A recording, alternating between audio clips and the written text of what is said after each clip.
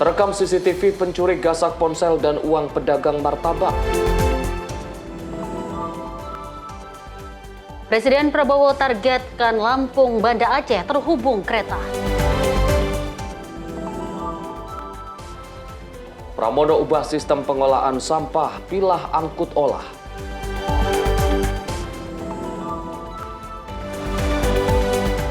Kemhan tanggapi kenaikan tukin Kementerian dan TNI. Angin kencang terjang Brasil, 5 orang tewas.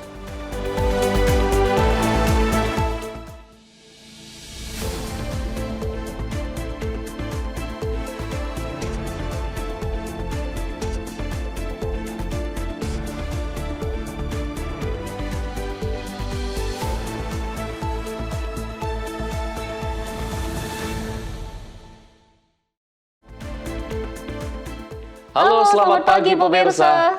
Pemirsa, senang sekali rasanya kami hadir mengisi ruang informasi Anda dalam program Menyapa Indonesia Pagi. Selain informasi utama, kami juga akan menemani Anda dengan sejumlah informasi dan peristiwa terkini. Termasuk informasi dari dalam negeri dan juga luar negeri bersama saya Arif Rifai. Dan saya Dewi Mandik, inilah Menyapa Indonesia Pagi selengkapnya.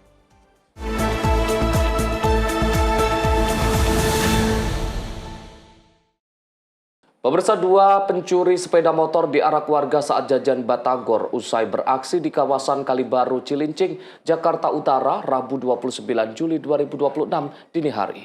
1 dari 2 pelaku dihakimi warga sebelum diamankan petugas kepolisian.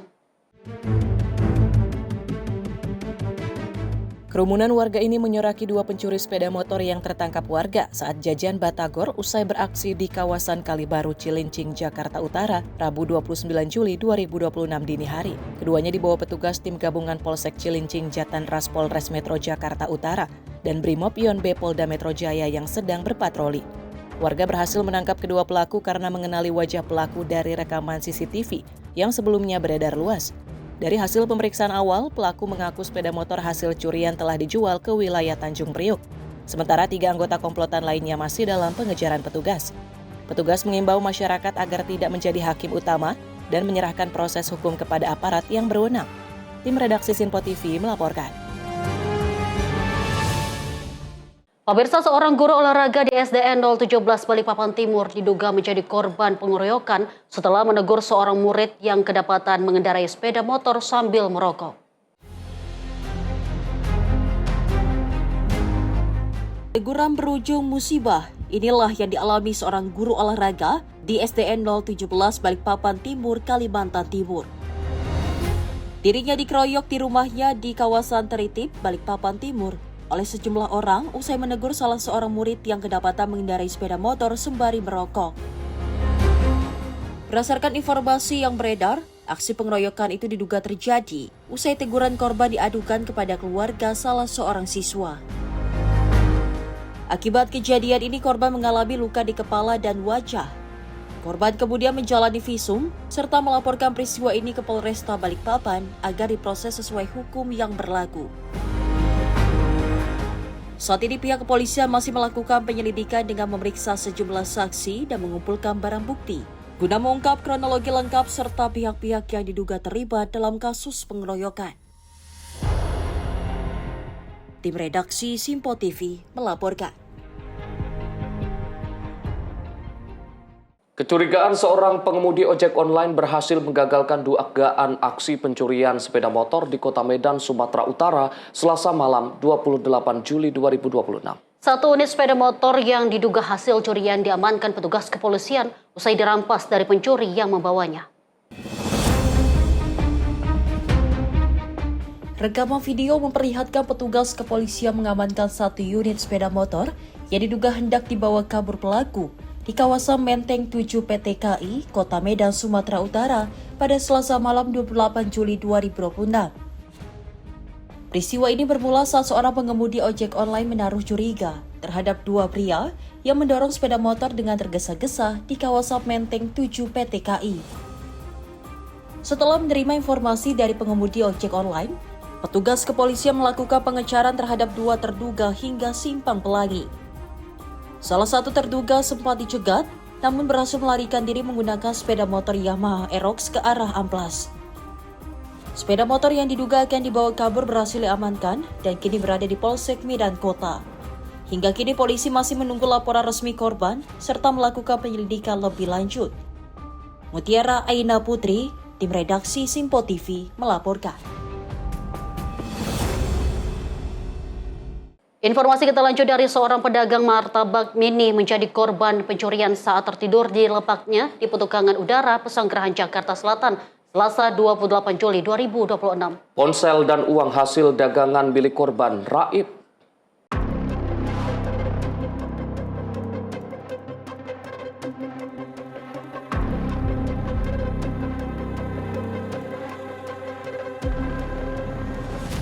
Rekaman CCTV merekam aksi dua orang pencuri yang mendatangi lapak martabak mini saat korban tengah tertidur di Jalan AMDX Petukangan Utara, Pesanggerahan, Jakarta Selatan pada Selasa 28 Juli 2026. Kedua pelaku diduga mengambil 1 unit telepon genggam serta uang hasil dagangan yang berada di lokasi usaha korban. Setelah menguasai barang korban, kedua pelaku segera meninggalkan lokasi.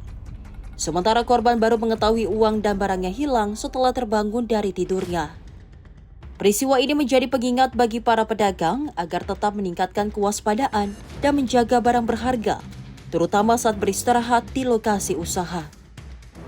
Mutiara Aina Putri, tim redaksi Simpo TV melaporkan. Seorang akuntan salah satu perusahaan diperiksa aparat kepolisian lantaran diduga membuat laporan palsu menjadi korban pembegalan di kawasan Cengkareng, Jakarta Barat. Pelaku diduga membuat laporan palsu guna menghindari biaya kredit laptopnya senilai 27 juta rupiah. Pria berinisial AC warga Kecamatan Kalideres, Jakarta Barat ini dibawa pihak kepolisian unit Resmob Satreskrim Polrestro Jakarta Barat Kamis 23 Juli 2026 malam. Petugas membawanya karena menduga pria ini membuat laporan palsu terkait aksi pembegalan laptop yang menimpa dirinya. Dugaan laporan palsu ini terbongkar usai petugas melakukan penyelidikan dengan mendatangi lokasi kejadian di kawasan Cengkareng, Jakarta Barat. Petugas memeriksa rekaman kamera CCTV dan hasilnya tidak ada kejadian pembegalan. Dari pemeriksaan sementara, pria ini mengaku membuat laporan palsu lantaran menghindari biaya kredit laptopnya yang senilai 27 juta rupiah. Bahkan demi memuluskan laporannya, pria ini rela melukai lengan kirinya dengan gunting saat membuat laporan ke petugas. Kami dari unit Resmob Polres Metro Jakarta Barat kali ini sedang menangani kasus pencurian dengan kekerasan yang dilaporkannya. Jadi setelah kami dalami, kami lakukan penyelidikan, ternyata kejadian itu tidak benar. Maksudnya korban tersebut melaporkan ke pihak kepolisian bahwa dia dibegal. Ternyata tidak seperti itu. Ternyata yang benar setelah kami lakukan penyelidikan bahwa korban sebenarnya tidak terjadi kejadian seperti itu, hanya mengarang cerita guna dengan dasar laporan polisi korban bisa mengajukan kepada kredit, sebenarnya kredit laptop dia tidak membayar kredit. Dan kami lakukan penyelidikan, sebenarnya laptop itu bernilai 27 juta, namun dia baru bayar sekitar 5 kali. Jadi dengan dasar laporan bahwa dia dibegal di wilayah Cengkareng, dengan dasar laporan polisi, dia mengajukan keberatan kepada pihak yang memberi kredit. Atas laporan palsu yang dilakukannya, pria ini meminta maaf kepada pihak kepolisian dan segera mencabut laporannya. Selamat malam, saya Andi Chandra. Saya memohon maaf kepada tim kepolisian Republik Indonesia, tim Polsek Cengkareng, dan Polres Jakarta Barat atas laporan palsu saya di Polsek Cengkareng terkait dengan barang saya yang dijamret atau dibegal. Motif saya melakukan itu karena saya ingin klaim asuransi dan menghentikan cicilan. Itu semua disebabkan karena ekonomi. Dan saya memohon maaf atas laporan yang saya buat. Saya bersedia untuk mencabut laporan tersebut dan tidak akan mengulanginya kembali. Meski korban telah meminta maaf, polisi tetap melakukan pendalaman kasus laporan palsu yang dilakukannya. Dari Jakarta, jurnalis Info TV melaporkan. Pemirsa, sebanyak 61 bangunan liar yang berada di sepanjang aliran Kali Sentiong, Kelurahan Paseban Senen, Jakarta Pusat, dibongkar petugas gabungan pada Rabu pagi. Pembongkaran dilakukan demi mengembalikan fungsi bantaran kali yang disalahgunakan menjadi warung, kandang unggas, hingga tempat parkir pribadi warga. Menggunakan alat berat, satu persatu bangunan liar yang berada di sepanjang aliran Kali Sentiong, Kelurahan Paseban, Kecamatan Senen, Jakarta Pusat, dibongkar paksa petugas gabungan pada Rabu pagi. Sejumlah pemilik bangunan pun hanya bisa pasrah saat melihat bangunan mereka diratakan petugas. Bangunan semi permanen yang tersebar di 4 RW tersebut diketahui berdiri di atas bantaran kali sepanjang 1,2 km.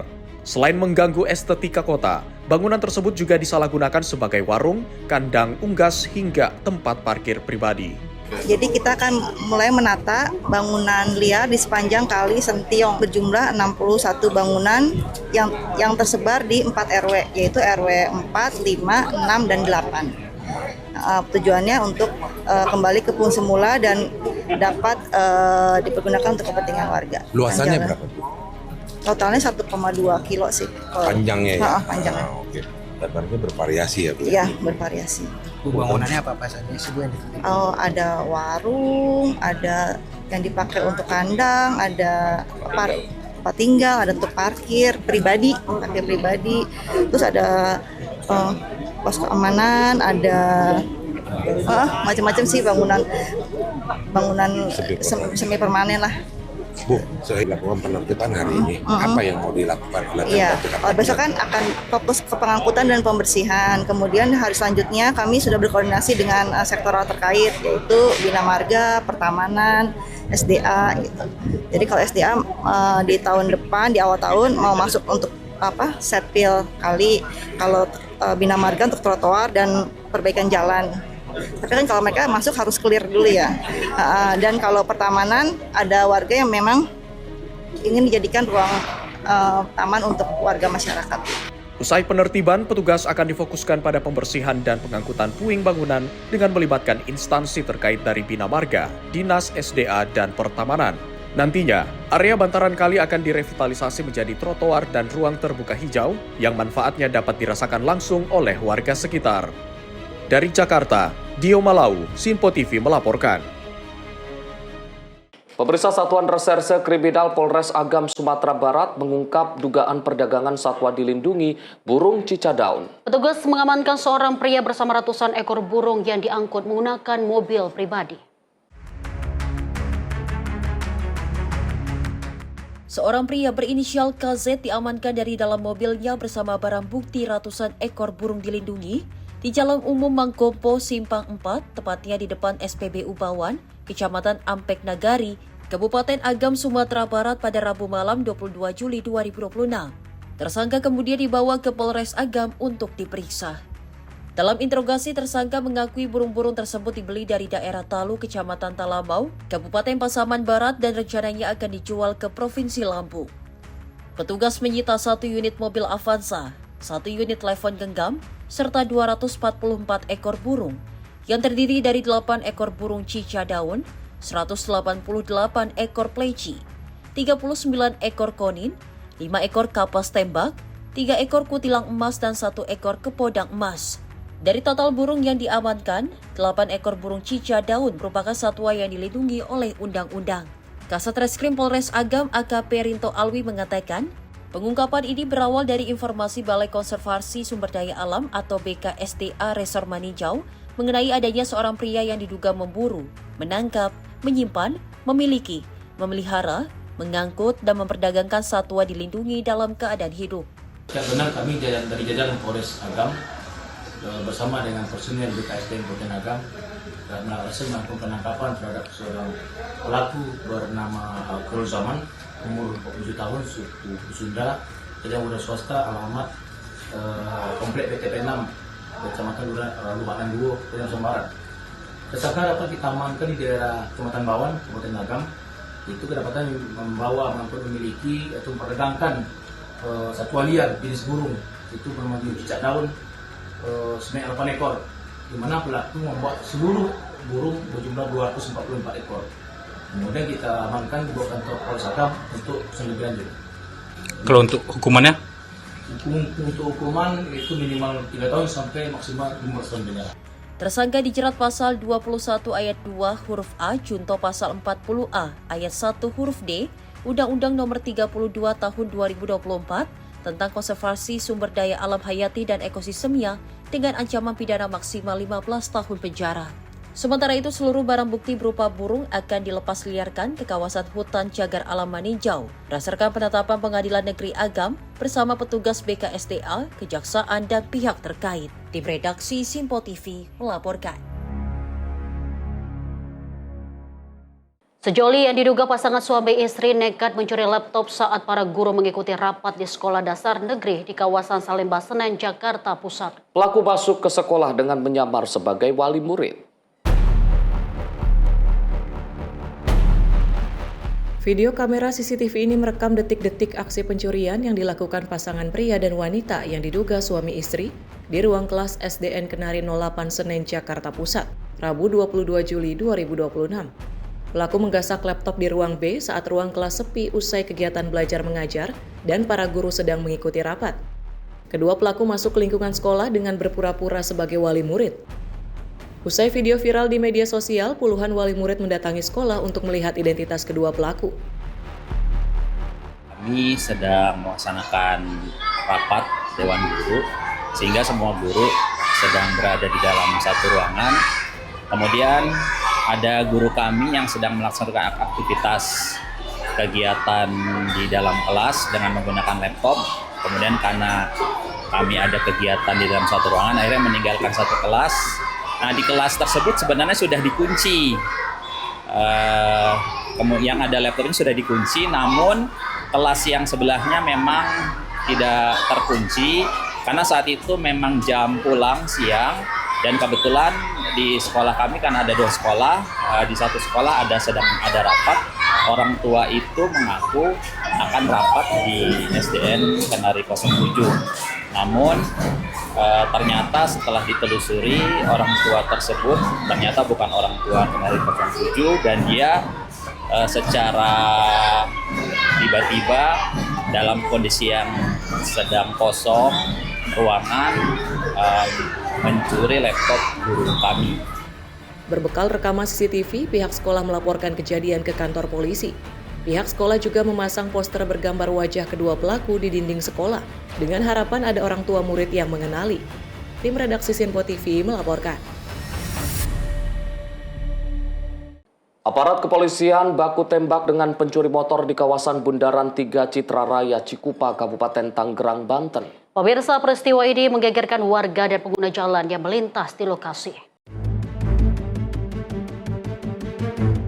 Aksi baku tembak pengendara sepeda motor terjadi di kawasan Bundaran 3 Citra Raya Cikupa, Kabupaten Tangerang, Banten, Jumat 24 Juli 2026.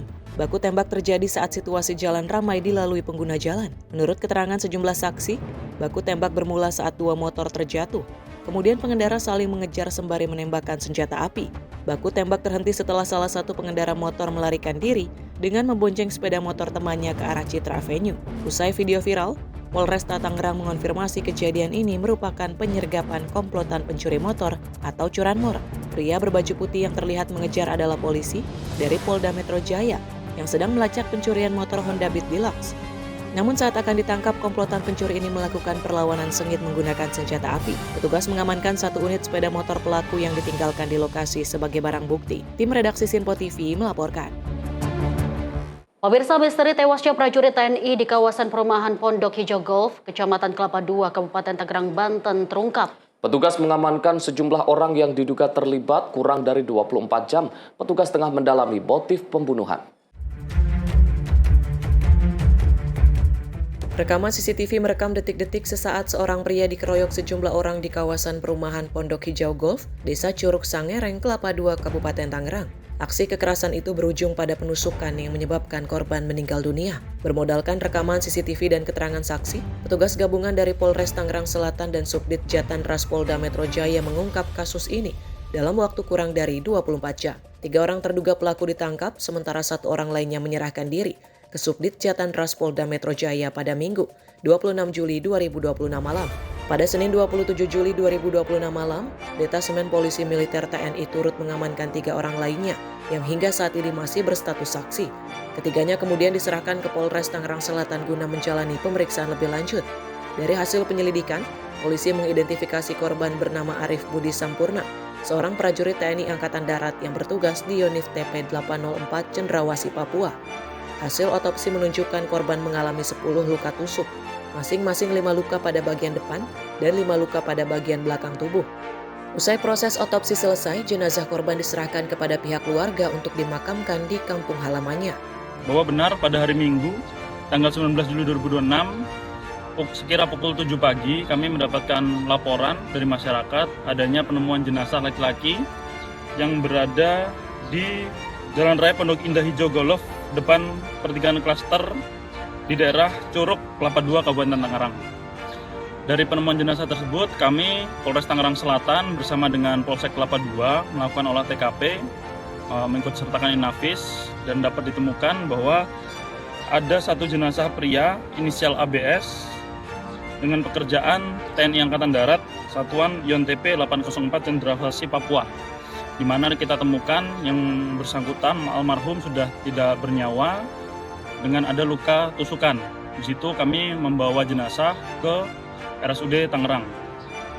Dari bucket tersebut, kami Polres Tangerang Selatan berkoordinasi dengan Denpom 1 Jaya Tangerang dan Korem 052 Wijaya Krama untuk mengidentifikasi jenazah tersebut.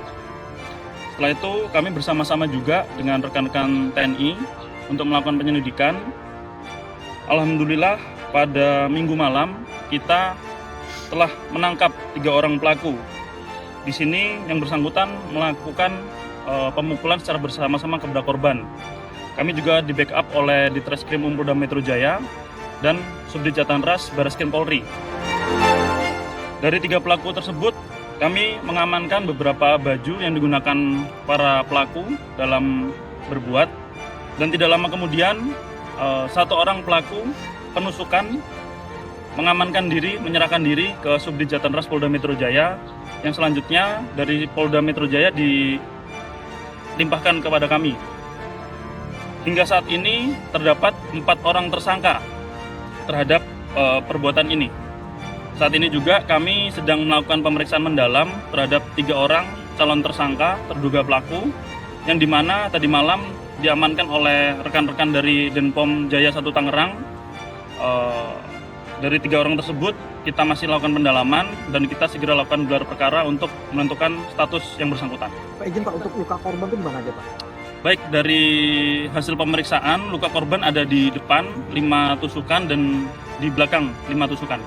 Bapak, kan ada 4 tersangka ya. 4 ini nih mereka saling kenal dengan korban, dan apakah mereka juga warga sipil atau mati?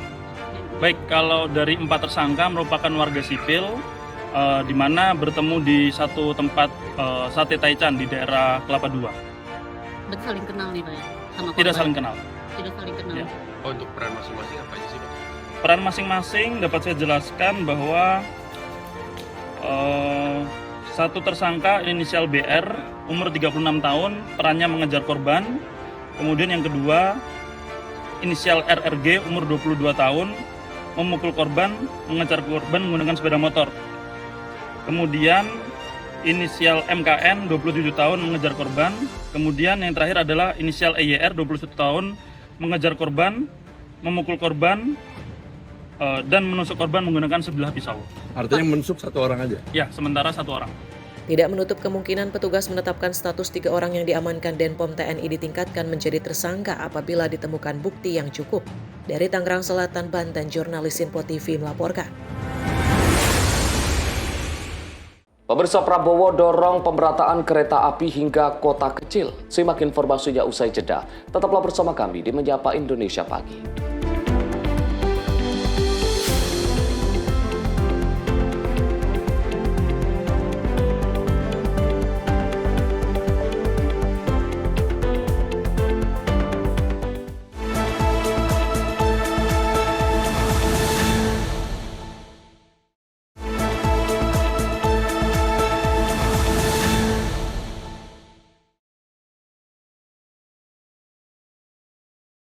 Selamat pagi pemirsa, Anda kembali menyaksikan Menyapa Indonesia Pagi Sinpo TV.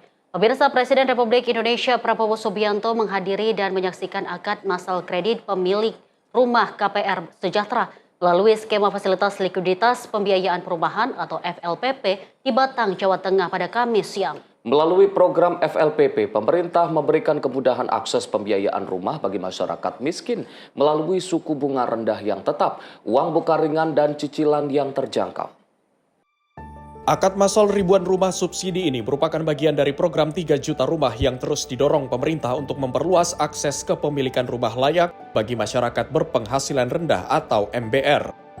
Akad massal ini dilaksanakan secara hybrid dengan melibatkan 62.000 debitur yang terdiri dari 200 debitur yang hadir langsung di Batang, Jawa Tengah dan 61.800 debitur mengikuti secara daring dari 36 provinsi. Melalui program FLPP, pemerintah memberikan kemudahan akses pembiayaan rumah bagi masyarakat miskin melalui suku bunga rendah yang tetap, hingga akhir tenor, uang muka ringan serta cicilan yang terjangkau. Dalam kesempatan tersebut, Presiden Prabowo Subianto didampingi Menteri Perubahan dan Kawasan Permukiman atau PKP, Marwarar Sirait, secara simbolis menyerahkan kunci rumah kepada para penerima manfaat dari berbagai latar belakang profesi. Saya terutama bangga dan bahagia bahwa kita sebagai pemerintah dapat memberi kebahagiaan kepada 22.000 keluarga warga negara kita. Saudara-saudara, kita menghendaki seluruh warga Indonesia bisa punya rumah yang layak. Untuk itu kita bekerja keras dengan berbagai program dan kita terus merencanakan dan memikirkan cara-cara terbaik untuk melipat gandakan jumlah rumah yang bisa dinikmati oleh rakyat. Tim redaksi Sinpo TV melaporkan. Presiden Prabowo menyerahkan kunci rumah subsidi dalam akad massal KPR FLPP di Batang, Jawa Tengah. Pemirsa, program ini menjadi langkah pemerintah menyediakan hunian layak bagi masyarakat berpenghasilan rendah. Penyerahan kunci rumah subsidi menjadi salah satu rangkaian dalam acara akad massal 62.000 unit KPR rumah subsidi dan KUR perumahan senilai 880 miliar rupiah di Kabupaten Batang, Jawa Tengah pada Kamis 30 Juli 2026. Presiden Prabowo Subianto didampingi Menteri Perubahan dan Kawasan Permukiman Marwarar Sirait menyerahkan kunci secara simbolis kepada sejumlah penerima manfaat dari berbagai profesi. Para penerima manfaat tersebut diantaranya Dwi Suryanto, pelaku usaha bengkel, Jofam Firdaus, pengemudi ojek daring, Nilam Cahya Ayuku Sumawati, buruh, serta Nur Suciana, seorang guru TK. Penyerahan ini menjadi bentuk komitmen pemerintah dalam memperluas akses hunian layak dan terjangkau bagi masyarakat. Akad massal KPR FLPP ini merupakan bagian dari program 3 juta rumah yang ditujukan bagi masyarakat berpenghasilan rendah. Kegiatan tersebut menjadi rangkaian ketiga setelah sebelumnya digelar di Cilengsi, Bogor pada 29 September 2025 dan Serang, Banten pada 20 Desember 2025. Hingga Juli 2026, sebanyak 107.410 MBR telah menerima pembiayaan FLPP dengan tingkat keterhunian mencapai 93,35%. Tim redaksi Sinpo TV melaporkan.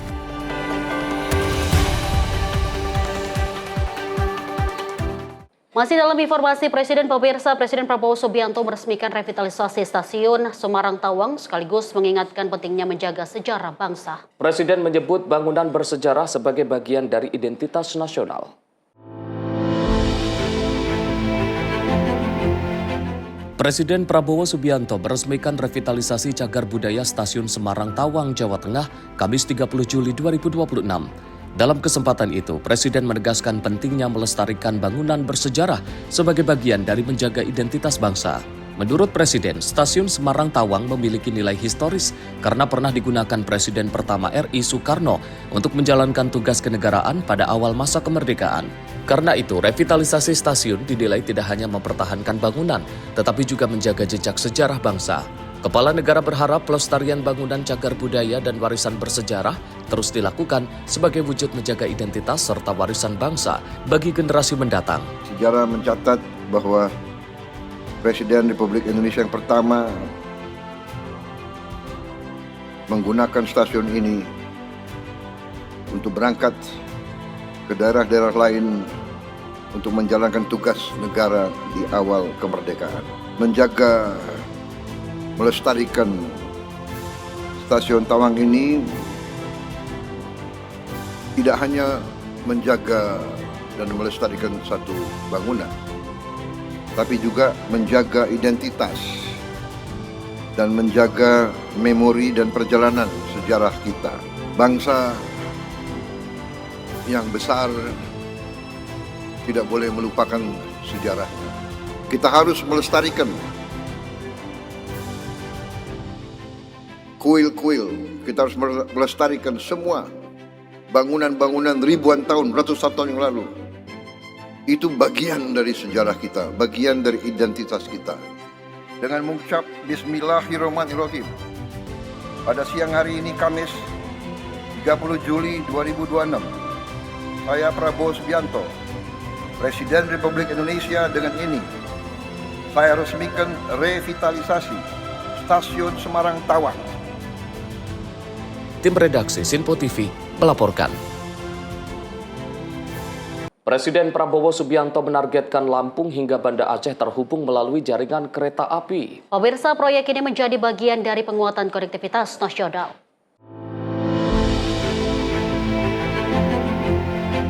Presiden Prabowo Subianto menargetkan pembangunan jaringan Trans Sumatera Railway yang menghubungkan Bakauheni, Lampung hingga Banda Aceh sebagai bagian dari upaya memperkuat konektivitas nasional melalui transportasi kereta api. Target tersebut disampaikan saat meresmikan pemugaran bangunan cagar budaya Stasiun Semarang Tawang, Jawa Tengah pada hari Kamis 30 Juli 2026.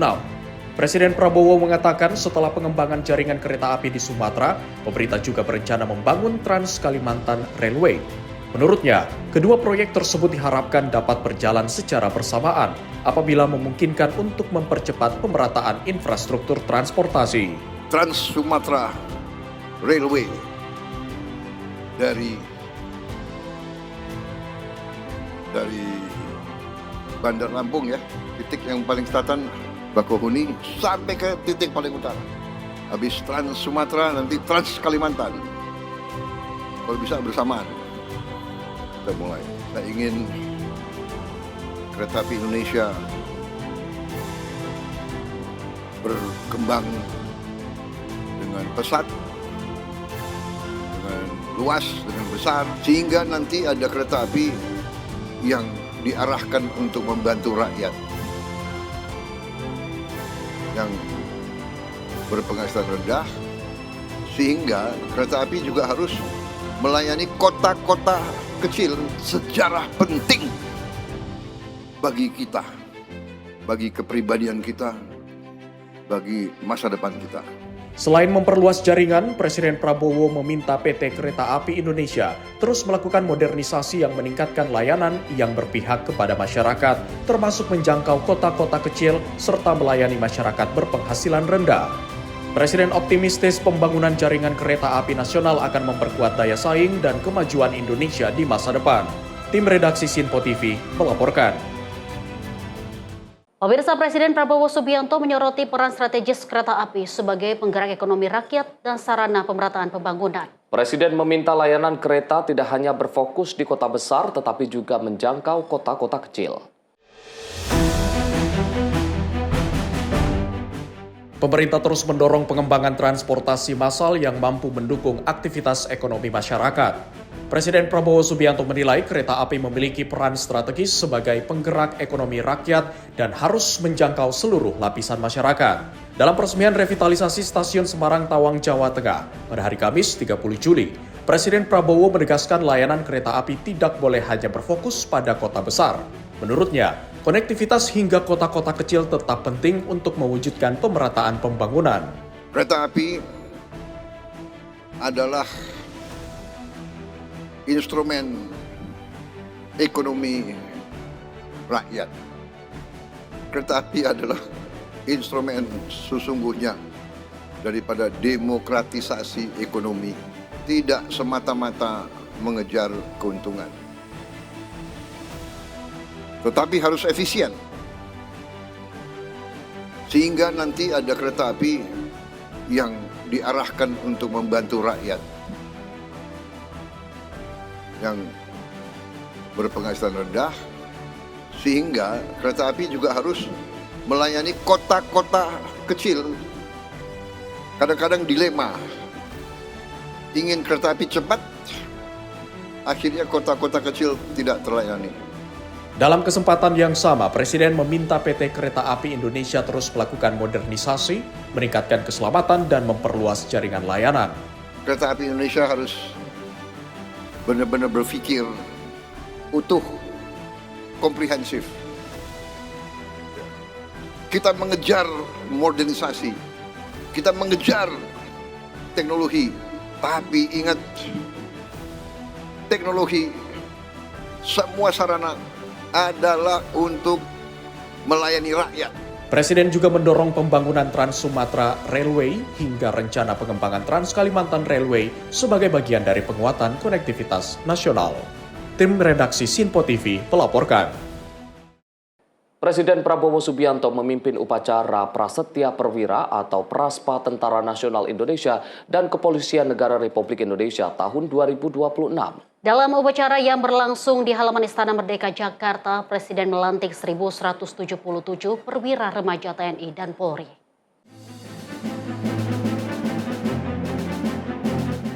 Sebanyak 1.177 calon perwira remaja resmi dilantik, terdiri dari 512 lulusan Akademi Militer, 229 lulusan Akademi Angkatan Laut, 154 lulusan Akademi Angkatan Udara, serta 282 lulusan Akademi Kepolisian.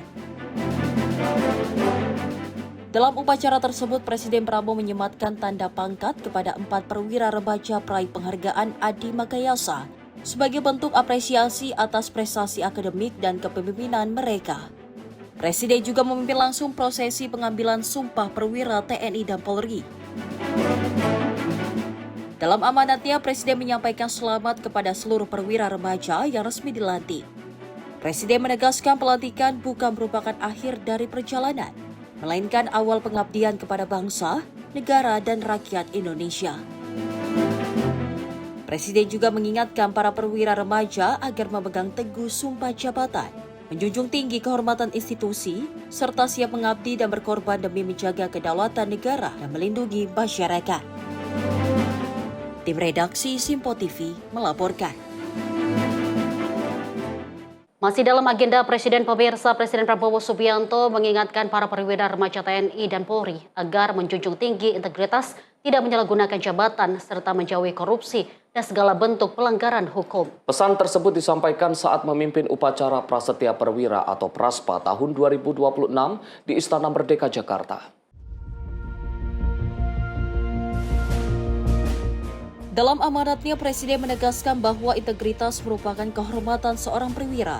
Kepala negara mengingatkan agar para perwira tidak pernah menyalahgunakan jabatan, tidak tergoda korupsi maupun penyelewengan, serta menjauhi narkoba, judi, dan pelanggaran hukum lainnya. Hari ini bukan sekedar upacara. Hari ini bukan garis akhir.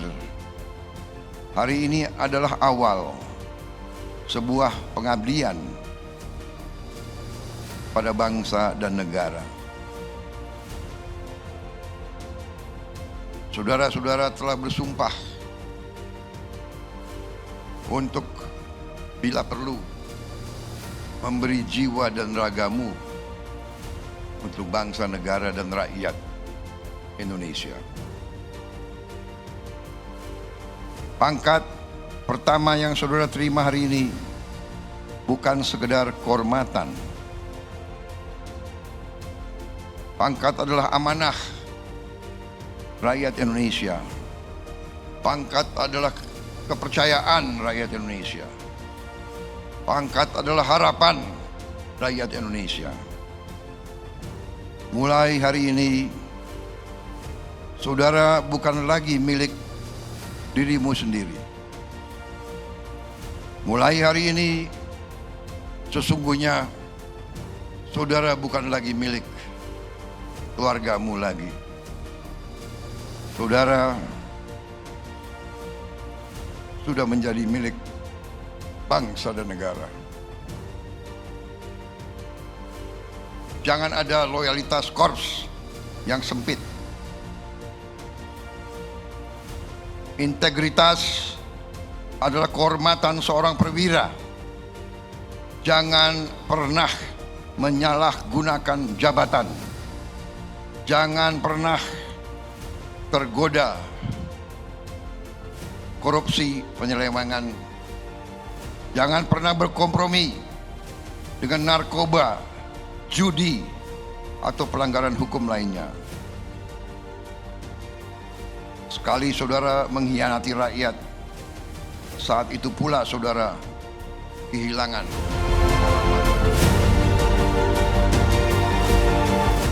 Presiden juga menegaskan bahwa TNI dan Polri merupakan dua institusi yang memegang peran vital bagi kelangsungan bangsa dan negara.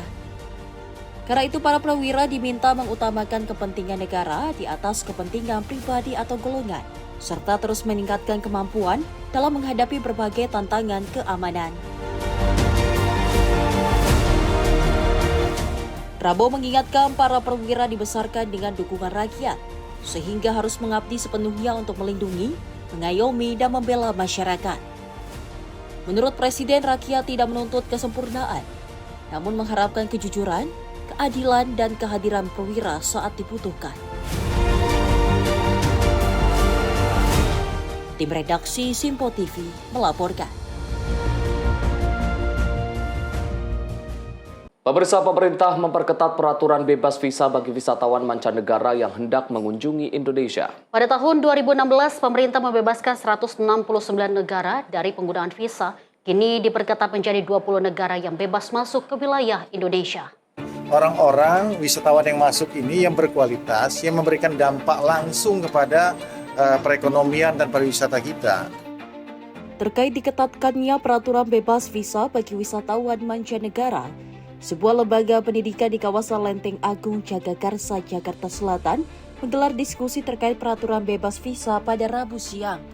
Dalam diskusi tersebut hadir Dirjen Imigrasi, Guru Besar Hukum Internasional UI, Wakil Ketua Komisi 13 DPR RI, serta Rektor menjadi narasumber dalam diskusi bertajuk Bebas Visa, Ancaman atau Peluang. Meski pemerintah memperketat peraturan bebas visa yang sebelumnya 169 negara, kini menjadi 20 negara yang bebas masuk ke wilayah Indonesia. Namun terjadi peningkatan kunjungan sebesar 14% dari tahun 2016 hingga tahun 2025.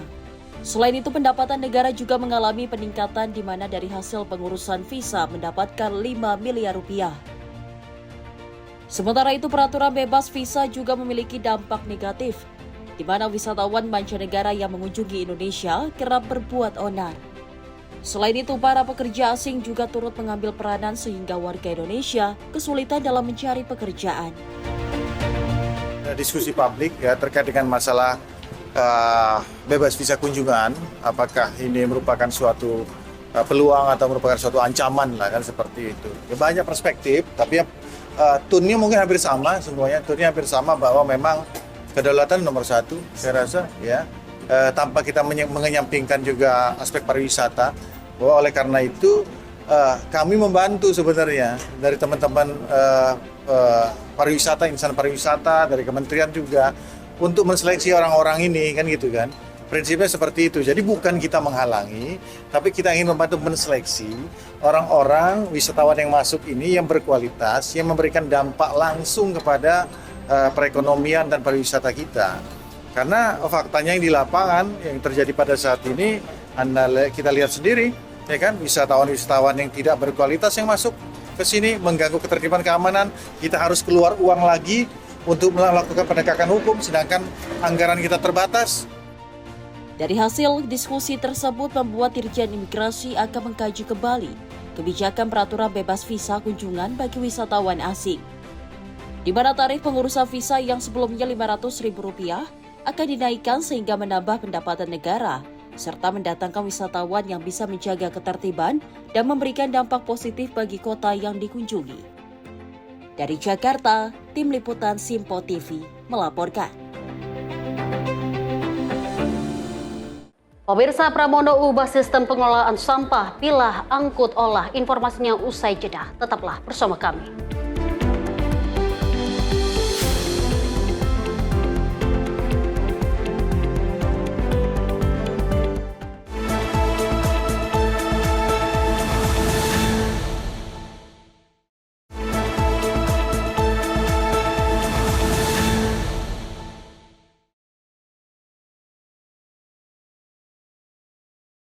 Pemirsa, Anda kembali menyaksikan Menyapa Indonesia Pagi. Kementerian Pekerjaan Umum melalui Balai Wilayah Sungai atau BWS Sumatera 6 menyalurkan bantuan air bersih untuk warga yang mengalami kekeringan. Penyaluran ini difokuskan di Desa Suko Awenjaya, Kecamatan Sekernan, Kabupaten Muaro Jambi.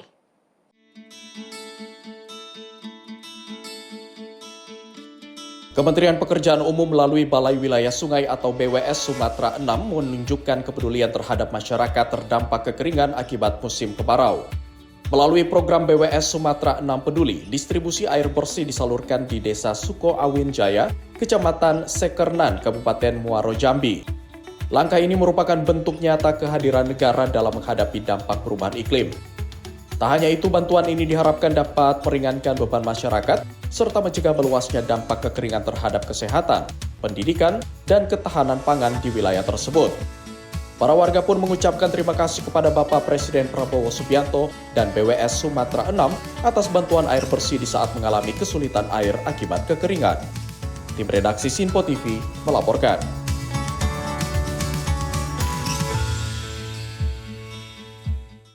Kepala Staf Kepresidenan Dudung Abdurrahman meninjau sekaligus mengikuti panen udang faname di Lapas Nusa Kambangan. Kegiatan ini menjadi bagian dari program pemberdayaan warga binaan yang mendukung ketahanan pangan nasional.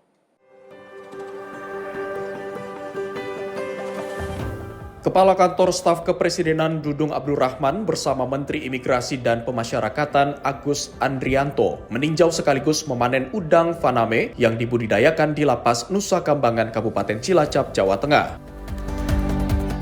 Dalam peninjauan tersebut, Dudung mengapresiasi keberhasilan program budidaya udang faname yang dikelola di kawasan Lapas Nusa Kambangan. Dengan pengelolaan yang baik, satu kolam budidaya mampu menghasilkan hingga 12 ton udang faname dan memiliki peluang menembus pasar ekspor. Menurutnya, capaian tersebut membuktikan bahwa lembaga pemasyarakatan tidak hanya berfungsi sebagai tempat pembinaan, tetapi juga mampu menjadi pusat produktivitas yang memberikan manfaat ekonomi, sekaligus membekali warga binaan dengan keterampilan yang berguna setelah kembali ke masyarakat. Panen udang faname di Lapas Nusa Kambangan, para pekerjanya warga binaan. Satu kolam ya, satu kolam bisa 12 ton. Dan ini ada berapa kolam tadi? 20 kolam ya. Luar biasa, dan ini bisa diekspor ke luar negeri. Luar biasa. Tim redaksi Simpo TV melaporkan. Presiden Prabowo Subianto menunjuk TNI Angkatan Darat sebagai pelaksana program Jembatan Garuda. Pemirsa, keputusan ini diambil untuk mempercepat pembangunan jembatan di daerah terpencil, terisolasi, dan wilayah terdampak bencana. Secara keseluruhan, program ini merupakan upaya percepatan penyediaan akses dasar bagi masyarakat di daerah terpencil. Pemerintah menjelaskan penunjukan TNI Angkatan Darat dalam program Jembatan Garuda dilakukan karena Satuan Zeni memiliki kemampuan teknis dalam membangun jembatan, didukung jaringan satuan hingga ke wilayah terpencil. TNI Angkatan Darat juga dinilai berpengalaman melaksanakan pembangunan infrastruktur melalui program TNI Manunggal, membangun desa, dan berbagai operasi kemanusiaan. Di sisi lain, program Jembatan Garuda dibentuk setelah pemerintah menerima banyak laporan mengenai warga, termasuk anak-anak sekolah yang harus menyeberangi sungai dengan risiko tinggi akibat belum tersedianya jembatan yang layak. Selain membuka akses ke daerah terpencil, pembangunan jembatan Garuda juga ditargetkan mendukung distribusi hasil pertanian, memperlancar akses pendidikan dan layanan kesehatan, serta mempercepat penanganan wilayah terdampak bencana.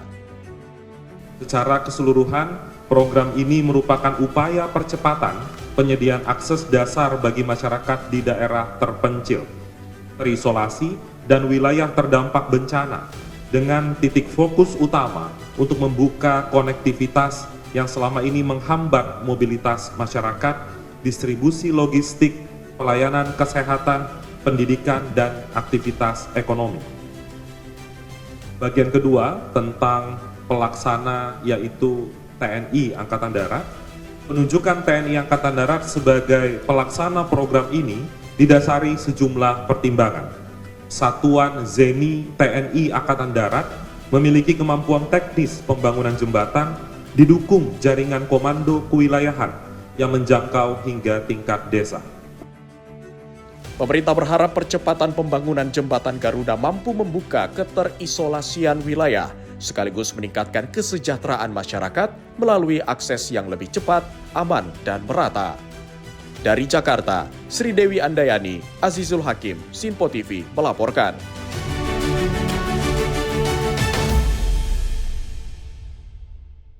Gubernur Jawa Timur Khofifah Indar Parawansa meninjau fasilitas sekolah rakyat terintegrasi 1 Tuban, sekaligus berdialog dengan siswa dan para wali murid. Khofifah mengapresiasi fasilitas sekolah yang mampu mendukung tumbuh kembang peserta didik.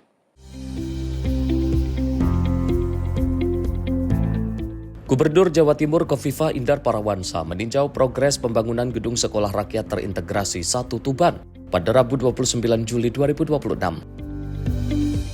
Khofifah ingin memastikan kesiapan sarana untuk pelaksanaan masa pengenalan sekolah atau MPLS yang dijadwalkan dimulai pada awal Agustus 2026. Ia mengatakan gedung SRT 1 Tuban menjadi medium pembelajaran yang akan melahirkan sumber daya manusia kualitatif, berkarakter, dan berintegritas. Tak hanya itu, SRTI Tuban ini juga menampung calon peserta didik titipan dari Kabupaten Bojonegoro dan Kabupaten Pati, Jawa Tengah. Menurutnya, ini menjadi ruang berinteraksi antar siswa luar daerah guna menjaga kesiapan mental siswa dan mencegah aksi perundungan. Khofifah juga meminta kepala sekolah agar mendatangkan psikolog setiap bulan sekali. Tim redaksi Sinpo TV melaporkan. Pemirsa, pemerintah terus memperluas pembangunan sekolah rakyat di berbagai daerah. Kabupaten Landak, Kalimantan Barat menjadi salah satu daerah yang diusulkan masuk tahap ketiga pembangunan setelah seluruh persyaratan administrasi dinyatakan lengkap. Kementerian Sosial memproses usulan pembangunan sekolah rakyat dari Kabupaten Landak, Kalimantan Barat setelah pemerintah daerah menyelesaikan persyaratan lahan yang sebelumnya menjadi kendala. Hal tersebut dibahas dalam audiensi antara Wakil Menteri Sosial Agus Jabo Priyono dan Bupati Landak Caroline Margaret Natasa di kantor Kementerian Sosial pada Rabu 29 Juli 2026. Usulan pembangunan sekolah rakyat di Kabupaten Landak sebenarnya telah diajukan sejak tahun 2025. Setelah penyesuaian tata ruang disetujui, pemerintah daerah melengkapi seluruh dokumen yang dipersyaratkan. Lahan yang diusulkan memiliki luas 9 hektar dan telah bersertifikat atas nama pemerintah Kabupaten Landak. Agus Jabo menyatakan usulan tersebut berpeluang masuk tahap ketiga pembangunan yang dijadwalkan pada Oktober mendatang, karena seluruh persyaratan administrasi telah dinyatakan lengkap. Selanjutnya, berkas usulan akan diteruskan ke Sekretariat Bersama Sekolah Rakyat untuk dikoordinasikan dengan Kementerian Pekerjaan Umum.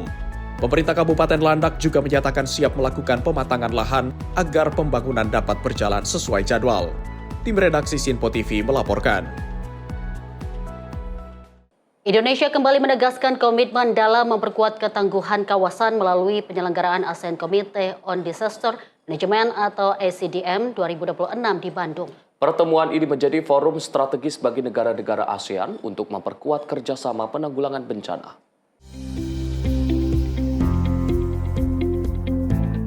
Pertemuan ASEAN Committee on Disaster Management atau ACDM 2026 menjadi momentum bagi negara-negara ASEAN untuk memperkuat kerjasama dalam menghadapi berbagai risiko bencana. Melalui forum ini, setiap negara berbagi pengalaman, praktik terbaik, serta menyusun langkah-langkah strategis untuk meningkatkan kesiapsiagaan dan kapasitas penanggulangan bencana di tingkat kawasan. Mengusung semangat One ASEAN One Response, Indonesia berkomitmen memperkuat solidaritas dan kolaborasi antar negara ASEAN. Melalui koordinasi yang lebih erat, diharapkan setiap negara mampu memberikan respon yang cepat, terpadu, dan saling mendukung saat terjadi bencana, sekaligus memperkuat ketangguhan kawasan dalam menghadapi berbagai tantangan di masa mendatang.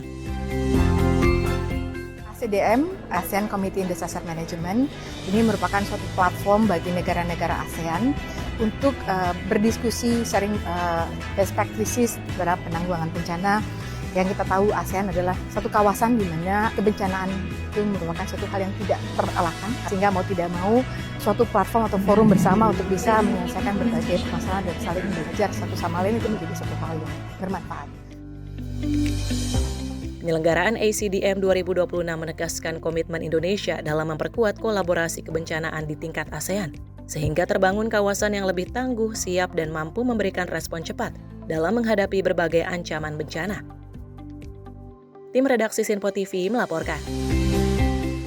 Kementerian Ekonomi Kreatif tengah menyiapkan pedoman pemanfaatan kecerdasan artifisial atau AI bagi pelaku ekonomi di sektor kreatif. Pemirsa, Menteri Ekonomi Kreatif Tengku Rifki Harsha mengatakan hal tersebut dilakukan untuk memastikan pemanfaatan AI berjalan selaras dengan kebijakan nasional serta mendukung pertumbuhan industri kreatif.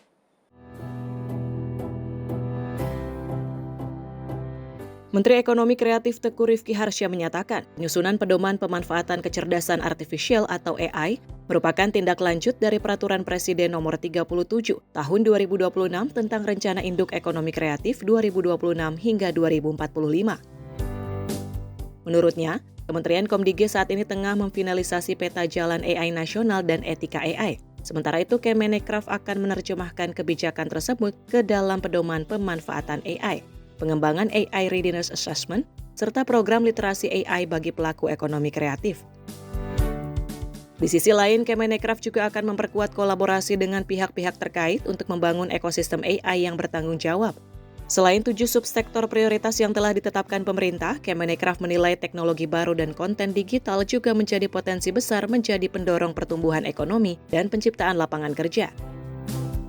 Terkait AI, memang perlindungan karya dan kreator harus menjadi bagian yang tidak terpisahkan dari pengembangan AI itu sendiri. Pengaturan mengenai human authorship, transparansi penggunaan AI, perlindungan kekayaan intelektual, serta perlindungan data menjadi fondasi kepercayaan dalam pemanfaatan AI. Nah, saat ini kita tahu bahwa pemerintah melalui Komdigi tengah memfinalisasi ada 2 RPP, ada 2 rancangan peraturan presiden, yaitu yang pertama RPPRS ya disebutnya, rancangan peraturan presiden tentang peta jalan AI nasional, dan yang satu lagi adalah rancangan peraturan presiden tentang etika AI. Nah, 2 ini yang akan menjadi koridor kita, bagaimana AI juga sebagai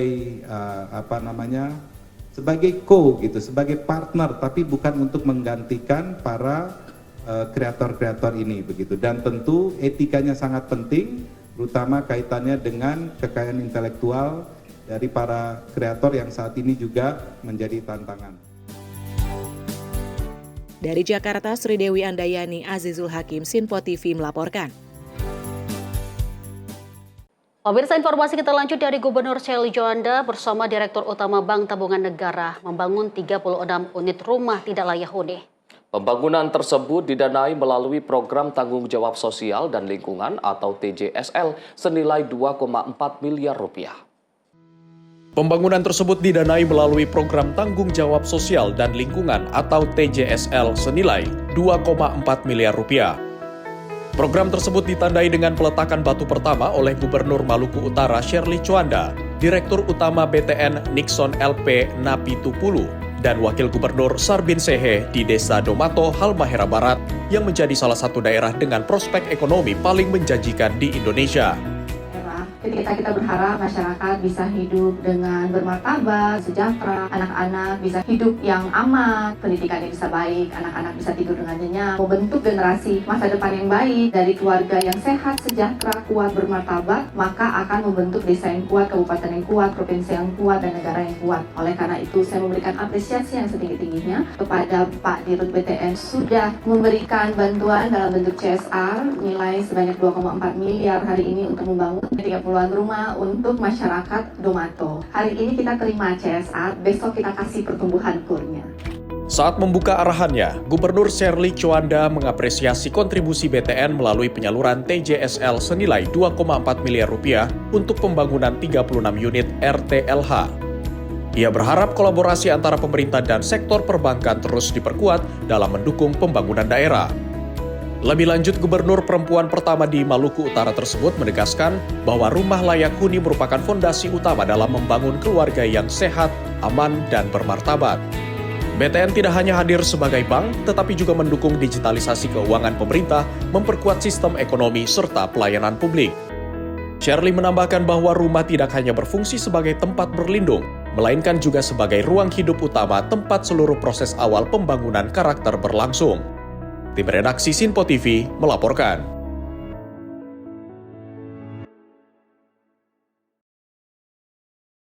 Pemirsa, Gubernur DKI Jakarta Pramono Anung meluncurkan sistem pembayaran tiket MRT Jakarta menggunakan kartu kredit nirsentuh atau IMV contactless di Stasiun Bundaran HI Jakarta Pusat, Rabu 29 Juli 2026. Dan inovasi ini menjadi yang pertama diterapkan pada layanan transportasi publik di Indonesia. Melalui sistem ini, penumpang dapat melakukan tap in dan tap out secara langsung menggunakan kartu kredit berfitur nirsentuh, dan juga tanpa perlu membeli kartu khusus maupun mengisi saldo.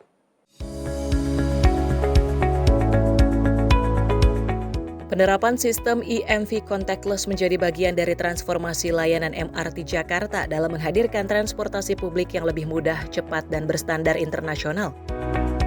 Layanan ini dapat digunakan oleh masyarakat maupun wisatawan yang memiliki kartu kredit berlogo Visa dan Mastercard dengan fitur nirsentuh.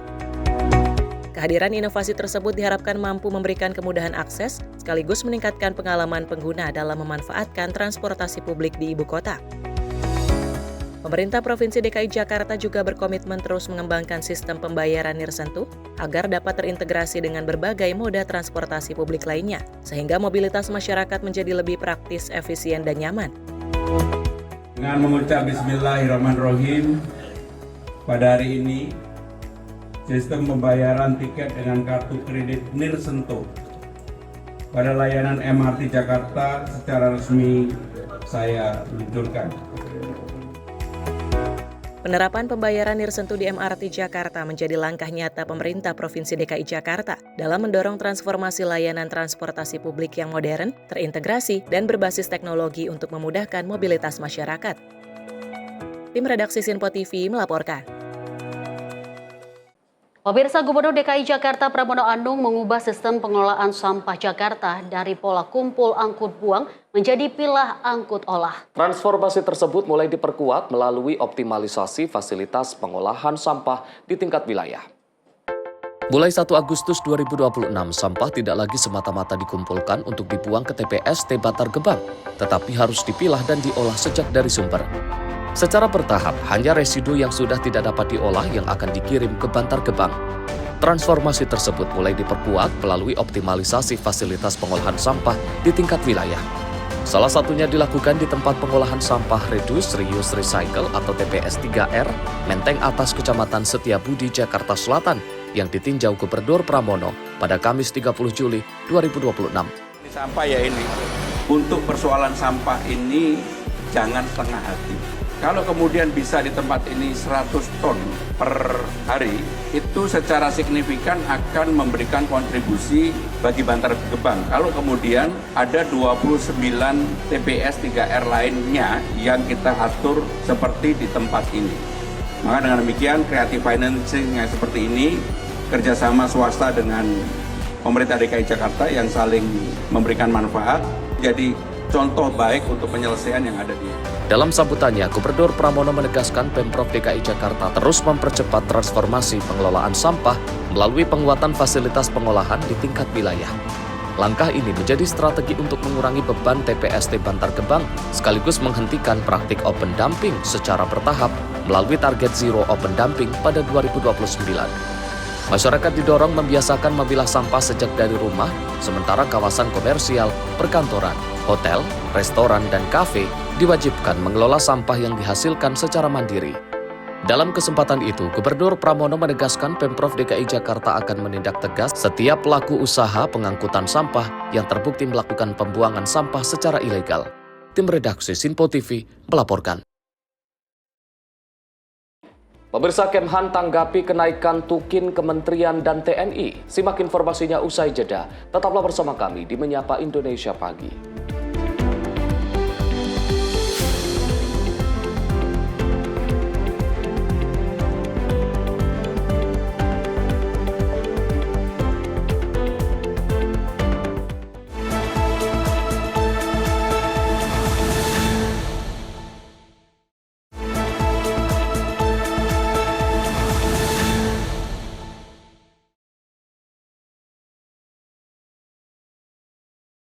Terima kasih pemirsa, Anda masih setia bersama kami di Menyapa Indonesia Pagi, Sinpo TV. Pemirsa, Direktur Jenderal Perencanaan Pertahanan Kementerian Pertahanan Igusti Ngurah Wisnuwardana menjelaskan kenaikan tunjangan kinerja bagi prajurit TNI dan pegawai Kemenhan dilakukan usai belum adanya penyesuaian sejak tahun 2018 silam. Wisnu menekankan kenaikan tukin sebesar 20% ini didasari pada capaian reformasi birokrasi dan tata kelola keuangan yang telah memenuhi syarat.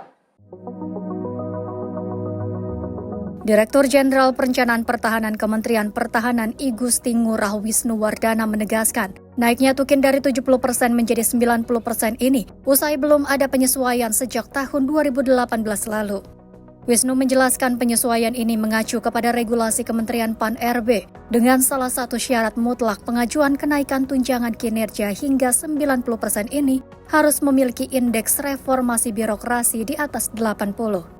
Sejauh ini lingkungan Kemenhan telah memenuhi syarat seperti raihan opini wajar tanpa pengecualian dari Badan Pemeriksa Keuangan hingga 5 tahun berturut-turut.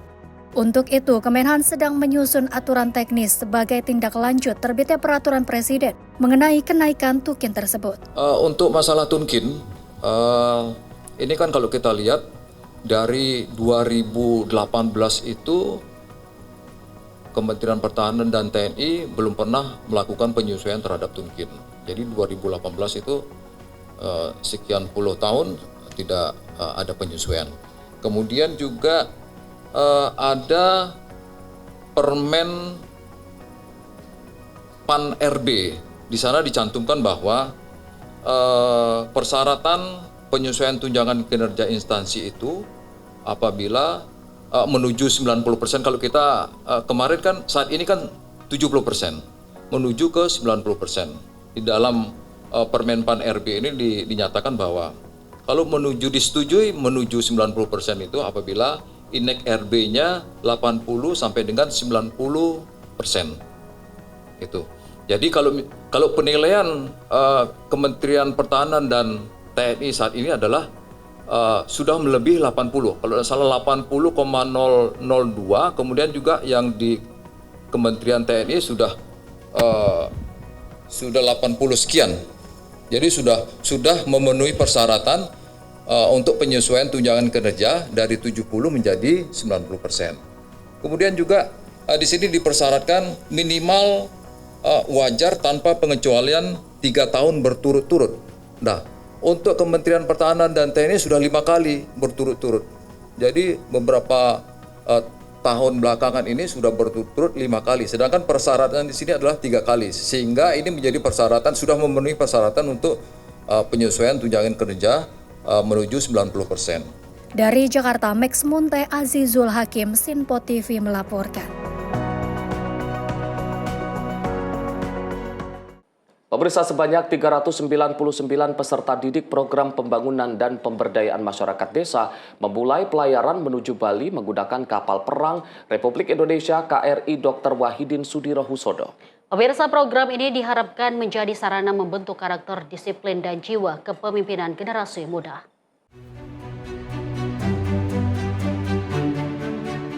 Wakil Menteri Pertahanan Doni Hermawan melepas keberangkatan 399 peserta didik P3MD Batch 1 Angkatan Sudirman di Pelabuhan Tanjung Priok, Jakarta.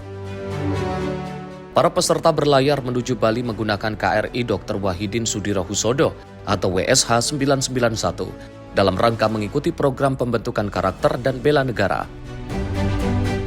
Menurut Wakil Menteri Pertahanan, program tersebut merupakan arahan langsung Presiden Prabowo Subianto. Selama kegiatan, para peserta juga akan mengunjungi Taman Puputan Margarana untuk memperdalam nilai-nilai perjuangan dan pengabdian para pahlawan.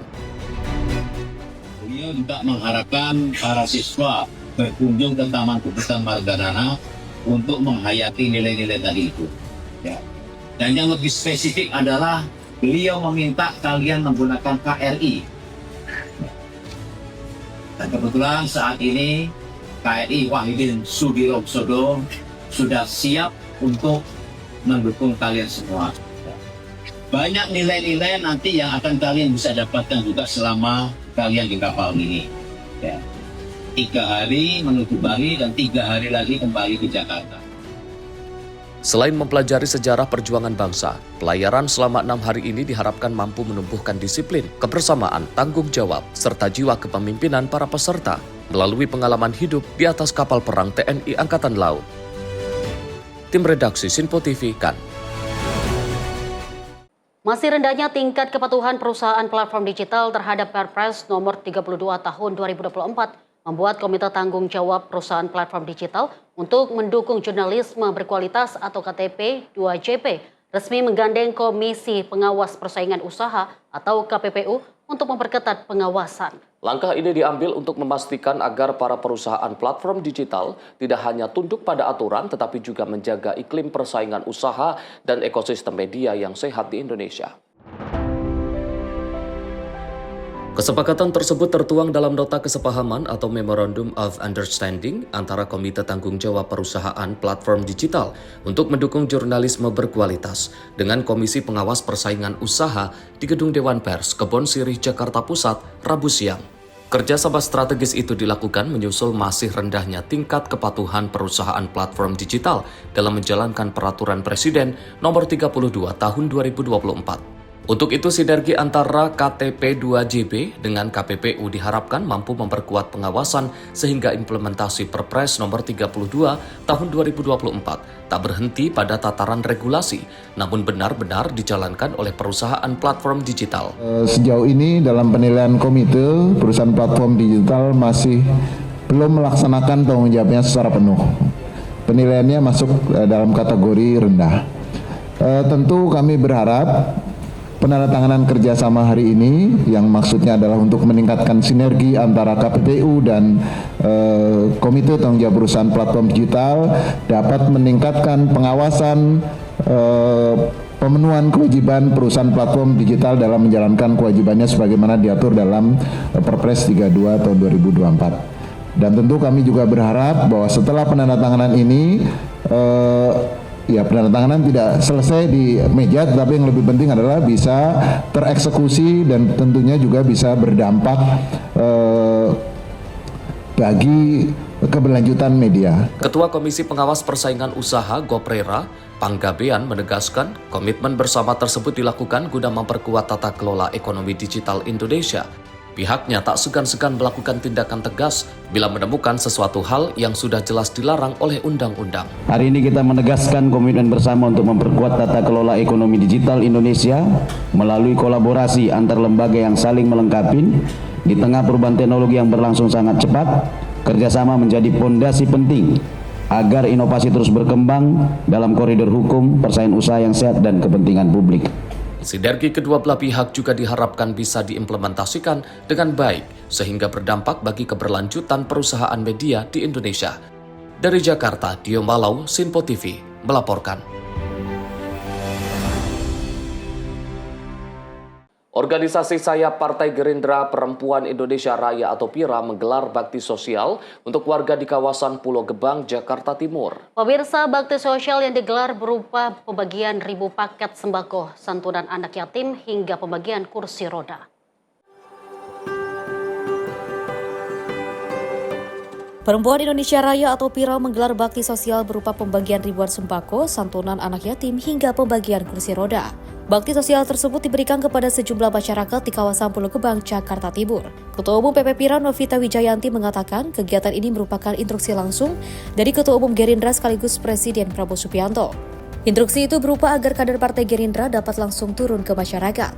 Ya, hari ini PIRA berkolaborasi dengan Pak Habibur Rahman di Jakarta Timur melaksanakan kegiatan yang memang ini adalah rangkaian-rangkaian kegiatan dari ulang tahun, kemudian ini juga menjelang Agustusan, dan kita punya tagline PIRA ini, Perempuan Indonesia Raya, yang adalah saya Partai Gerindra, di mana ini adalah wadah perempuan Partai Gerindra di Indonesia. Kita punya tagline PIRA peduli dan berbagi, dan kegiatannya sesuai arahannya Ketua Umum kita Pak Prabowo, yaitu kegiatan yang langsung turun bersentuhan dengan masyarakat, sehingga kegiatannya seperti hari ini kita lakukan adalah berbagi dengan masyarakat secara langsung. Kurang lebih hari ini 1.450 di Jakarta Timur, Pulau Gebang, Cakung ini. Kemudian ada juga santunan 200 anak yatim, serta ada penyerahan kursi roda dan beberapa lagi. Diharapkan program bakti sosial dapat dilakukan juga oleh pengurus PIRA di seluruh Indonesia. Dari Jakarta, Dava Rizkyado, Simpo TV melaporkan. Kita lanjut informasi dari Menteri Haji dan Umroh RI Muhammad Irfan Yusuf menerima Kepala Badan Pusat Statistika Amalia Adininggar Widyasanti pada 29 Juli 2026. Dalam kesempatan itu, Kepala BPS memaparkan hasil penilai tingkat kepuasan pelayanan jemaah haji periode 2026. Bertempat di kantor Kementerian Haji dan Umroh Jakarta, Menteri Haji dan Umroh RI Muhammad Irfan Yusuf menerima Kepala BPS atau Badan Pusat Statistik Amalia Adininggar Widyasanti pada Rabu 29 Juli 2026. Dalam momen itu, Kepala BPS memaparkan hasil penilai tingkat kepuasan pelayanan jemaah haji periode 2026. Hasilnya secara garis besar cukup baik dan memuaskan, meski di sisi lain masih ada catatan yang perlu diperbaiki, khususnya pada saat puncak haji atau armusna. Data terkait penilaian ini nantinya akan dijadikan sebagai bahan evaluasi dan perbaikan oleh Kementerian Haji dan Umroh untuk penyelenggaraan haji tahun berikutnya. Tim redaksi Simpo TV melaporkan. Pemirsa, Gabungan Tenaga Kependidikan Taman Kanak-Kanak Indonesia Persatuan Guru Republik Indonesia mendorong pemerintah memperluas program peningkatan kompetensi guru, khususnya bagi tenaga pendidik di daerah. Peningkatan program kompetensi guru tersebut dinilai penting untuk mewujudkan pemerataan kualitas pendidikan di seluruh Indonesia. Aspirasi tersebut disampaikan GTKI PGRI saat bertemu dengan Wakil Ketua DPR RI. Menurut Ketua Umum GTKI Eka Putri Handayani, masih banyak guru taman kanak-kanak di berbagai daerah yang memerlukan akses lebih luas terhadap program peningkatan kompetensi, baik melalui pendidikan formal maupun pelatihan non-formal. GTKI menyebut sejumlah guru di daerah masih menghadapi keterbatasan akses terhadap pelatihan profesional. Kondisi ini berdampak pada kemampuan guru dalam menyesuaikan metode pembelajaran dengan perkembangan kebutuhan peserta didik, termasuk dalam menangani pendidikan inklusif. Mereka berharap pemerintah dapat terus memperluas program pengembangan kapasitas guru secara merata hingga ke daerah, agar seluruh tenaga pendidik memiliki kesempatan yang sama untuk meningkatkan kompetensi dan memberikan layanan pendidikan yang berkualitas. Alhamdulillah memang sudah ada program pemerintah untuk peningkatan kompetensi melalui jalur S1, tapi kalau misalkan akan lebih luas juga akan lebih baik. Dan jalur non formal seperti misalnya peningkatan kompetensi guru juga akan sangat kami butuhkan di daerah ya Bu ya. Karena masih banyak guru-guru di daerah sana yang hanya bisa mengajar tapi tidak bisa memberikan pendidikan yang lebih karena memang mereka memerlukan peningkatan kompetensi yang lebih luas. Contohnya misalnya pendidikan kompetensi untuk guru-guru berkebutuhan khusus, inklusi gitu, anak-anak berkebutuhan khusus gabung di sekolah biasa tapi mereka tidak bisa misalnya mengajar seperti apa. GTKI menilai peningkatan kompetensi guru menjadi salah satu kunci dalam membangun sumber daya manusia yang unggul dan mewujudkan target Indonesia Emas 2045. Dari Jakarta, Sri Dewi Andayani, Rona Bayu, Simpo TV melaporkan. Pemirsa, pimpinan DPR RI Dasko menegaskan komitmennya untuk membenahi tata kelola pengangkatan pegawai pemerintah dengan perjanjian kerja atau P3K di daerah. Langkah tersebut dinilai penting agar pengelolaan aparatur sipil negara dapat lebih tertata dan menyesuaikan dengan kemampuan fiskal daerah. Komitmen tersebut disampaikan Wakil Ketua DPR Sufmi Dasko Ahmad usai menghadiri rapat Komisi 2 DPR bersama Kementerian Dalam Negeri dan Asosiasi Pemerintah Kabupaten seluruh Indonesia. Salah satu isu yang dibahas adalah kondisi fiskal daerah termasuk pengelolaan tenaga P3K. Menurut Dasko, evaluasi tata kelola diperlukan mengingat pengangkatan honorer dan juga P3K selama ini kerap dilakukan setelah pelaksanaan pilkada. Kondisi tersebut dinilai perlu diatur lebih baik agar tidak menimbulkan beban baru terhadap anggaran daerah. DPR pun akan terus berkoordinasi dengan Kementerian Pan-RB dan Kemendagri untuk menyusun tata kelola yang lebih baik. Langkah ini juga diharapkan mampu menjaga keseimbangan antara kebutuhan pelayanan publik, kesejahteraan tenaga P3K, dan kemampuan keuangan pemerintah daerah. Ya, juga tadi termasuk soal P3K yang sebenarnya kita sudah bahas dengan Menpan RB dan Mendagri untuk kemudian diatur lagi tata kelolanya untuk ke depan, karena biasanya pengangkatan ini kemudian dilakukan pada saat selesai pilkada. Nah, kewenangan-kewenangan yang kemudian diberikan kepada kepala daerah ini juga mungkin perlu kita benahi tata kelolanya supaya kemudian tidak terjadi penumpukan honorer atau P3K paruh waktu yang kemudian ada di daerah-daerah. Demikian. Lebih lanjut, Dasko pun berharap perbaikan tata kelola P3K dapat menciptakan sistem kepegawaian daerah yang lebih tertib, berkelanjutan, dan mendukung peningkatan pelayanan publik. Dari Jakarta, Sri Dewi Adayadi, Roda Bayu, Simpo TV, melaporkan. Kementerian Kehutanan dan Yayasan Badak Indonesia tengah mempersiapkan operasi Merah Putih Translokasi Badak Jawa tahap 2. Pemirsa, hal ini sebagai langkah untuk menjaga keberlangsungan badak Jawa, spesies endemik Indonesia, yang kini hanya tersisa di Taman Nasional Ujung Kulon. Menteri Kehutanan RI Raja Juli Antoni didampingi Wakil Menteri Kehutanan Rohmat Marzuki memimpin rapat persiapan operasi untuk memastikan seluruh tahapan berjalan terencana, aman, dan berbasis kajian ilmiah. Taman Nasional Ujung Kulon merupakan satu-satunya habitat alami terakhir bagi badak Jawa. Salah satu mamalia paling langka di dunia yang berstatus critically endangered atau kritis menurut Daftar Konservasi Internasional. Sebagai upaya menyelamatkan populasi badak Jawa, Kementerian Kehutanan terus memperkuat langkah konservasi. Dalam hal ini, Kementerian Kehutanan dan Yayasan Badak Indonesia tengah mempersiapkan operasi Merah Putih Translokasi Badak Jawa tahap 2. Pada tahap kedua ini, Kementerian Kehutanan akan menerapkan inovasi melalui metode habituasi BOMA dalam proses penangkapan, menggunakan analisis DNA dengan metode single nucleotide polymorphism, serta memfokuskan pelaksanaan operasi pada musim kemarau agar proses translokasi berlangsung lebih efektif. Tim redaksi Sinpo TV melaporkan. BPBUMN dan Danantara bersama Injourney terus mendorong penyelenggaraan MotoGP Mandalika yang berkelanjutan. MotoGP Mandalika dinilai memberikan manfaat ekonomi yang luas, mulai dari meningkatnya investasi, pertumbuhan ekonomi daerah, hingga penguatan industri pariwisata dan ekonomi kreatif.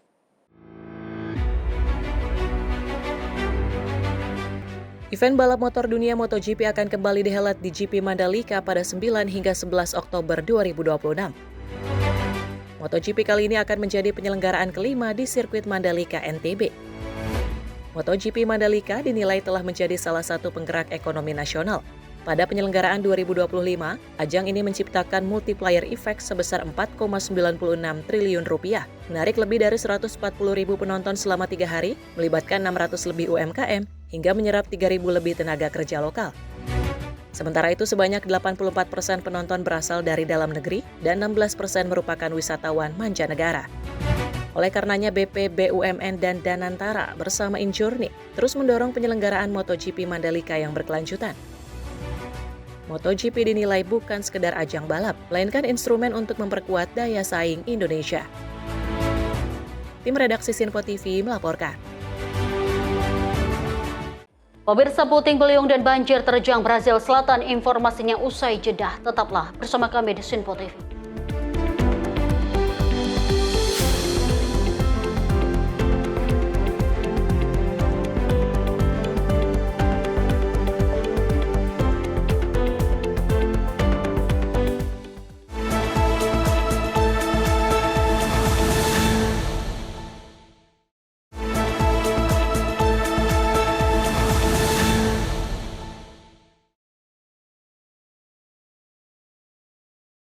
Selamat pagi pemirsa, Anda kembali menyaksikan Menyapa Indonesia Pagi. Garda Revolusi Iran atau IRGC merilis rekaman yang diklaim memperlihatkan peluncuran rudal balistik ke arah pangkalan militer Amerika Serikat di Yordania. Pemirsa, serangan ini kembali meningkatkan ketegangan di tengah rapuhnya upaya gencatan senjata antara Washington dan Teheran. Video yang dirilis IRGC memperlihatkan sejumlah rudal diluncurkan ke langit malam dari lokasi yang tidak diungkapkan. Pada salah satu rudal terdapat tulisan berbahasa Persia yang menyatakan bahwa Iran berjuang untuk menghancurkan musuh agresor. IRGC mengklaim serangan ini menargetkan pangkalan udara militer Amerika Serikat dan markas Komando Pusat Amerika Serikat di Yordania. Menurut mereka, aksi tersebut dilakukan sebagai balasan atas serangan militer Amerika Serikat terhadap Iran. Namun Komando Pusat Militer Amerika Serikat menyatakan seluruh rudal berhasil dicegat sebelum mencapai sasaran. Militer Yordania juga mengonfirmasi sistem pertahanan udaranya berhasil menghancurkan 5 rudal yang dikatakan berasal dari Iran.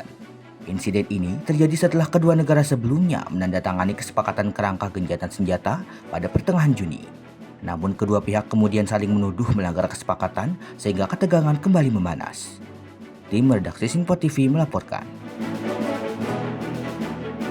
Suasana duka menyelimuti Baghdad, Irak. Ratusan warga mengantarkan jenazah anggota pasukan mobilitas rakyat atau Popular Mobilization Force yang gugur dalam serangan gabungan Amerika Serikat dan Arab Saudi. Iring-iringan peti jenazah berbalut bendera memenuhi jalanan Baghdad. Tangis dan lantunan duka mengiringi prosesi pemakaman anggota Popular Mobilization Force atau PMF yang menjadi korban serangan di sejumlah wilayah Irak. Ambulans membawa jenazah ke lokasi pemakaman, sementara ratusan pelayat mengantarkan para korban ke tempat peristirahatan terakhir. Sheikh Abbas Al-Tulabawi dari Departemen Bimbingan Ideologi PMF mengkritik pemerintah Irak yang dinilai gagal melindungi negara dan rakyatnya dari serangan tersebut. PMF menyatakan serangan menghantam sejumlah posisi mereka di berbagai provinsi. Dalam data sementara, sedikitnya 20 anggota dilaporkan tewas, sementara 32 orang lainnya mengalami luka-luka. أين حماية أبنائنا؟ أين حماية شعبنا؟ أين حماية سيادة بلدنا؟ هذا البلد الذي يوميا يخترق. أين هذه الحماية؟ هذه الأسئلة كلها نوجهها إلى الحكومة العراقية.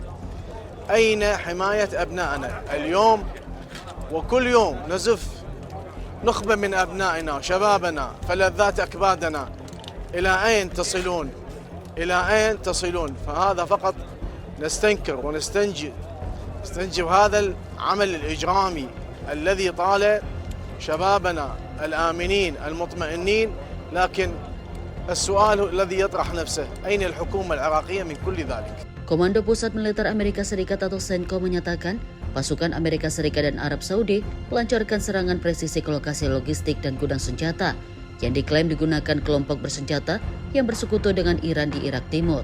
CENTCOM menyebut kelompok tersebut diarahkan oleh Korps Garda Revolusi Islam Iran untuk menyerang pasukan Amerika Serikat serta fasilitas energi milik Arab Saudi.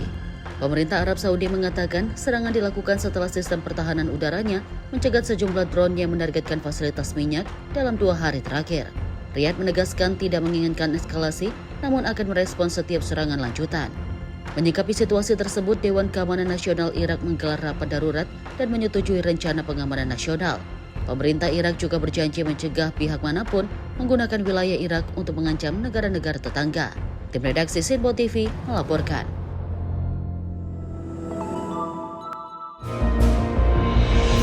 Foto-foto yang dirilis oleh kantor berita Korea Utara KCNA memperlihatkan Kim Jong-un menyambut para veteran perang dan penerima penghargaan atas jasa mereka selama Perang Korea.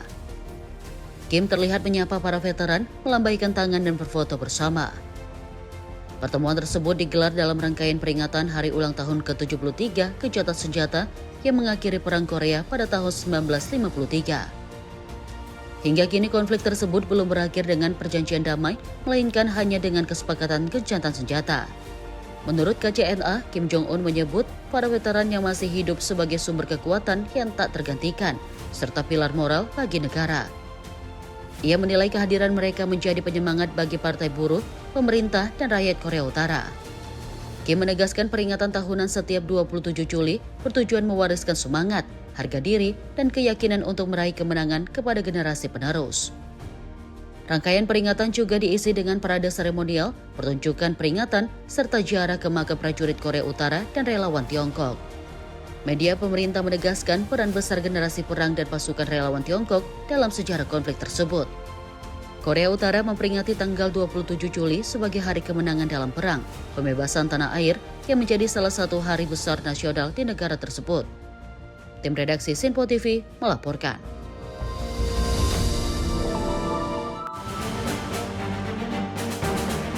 Ribuan warga memadati kawasan di depan Pyongyang Indoor Stadium untuk menyaksikan parade militer yang menampilkan pasukan berseragam era Perang Korea tahun 1950 hingga 1953. Parade dibuka dengan barisan satuan pengawal masa perang, dilanjutkan kendaraan mekanis dan sepeda motor militer, serta Devil pasukan Angkatan Darat, Angkatan Laut, dan Angkatan Udara modern. Orkestra militer turut mengiringi jalannya acara yang ditutup dengan pertunjukan kembang api di langit Pyongyang. Media resmi Korea Utara melaporkan Kim Jong-un memberikan semangat kepada para prajurit yang berjanji akan terus memperkuat kemampuan Angkatan Bersenjata Negara. Di Korea Utara, tanggal 27 Juli diperingati sebagai hari kemenangan dalam perang pembebasan tanah air. Sementara secara internasional, tanggal tersebut dikenal sebagai hari penandatanganan gencatan senjata yang mengakhiri pertempuran terbuka Perang Korea, meski hingga kini belum pernah ditandatangani perjanjian damai secara resmi. Tim redaksi Sinpo TV melaporkan.